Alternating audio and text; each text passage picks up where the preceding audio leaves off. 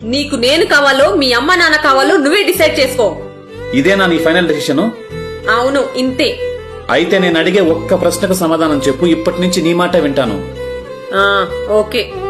Accident లో కన్నుకి గాయమైందనుకో, doctor అప్పుడు ఆ కన్నుని టెస్ట్ చేసి నీకు కన్ను కావాలా కంటి చూపు కావాలా అంటే అప్పుడు ఏం చెప్తావు? ఇదేం ప్రశ్న?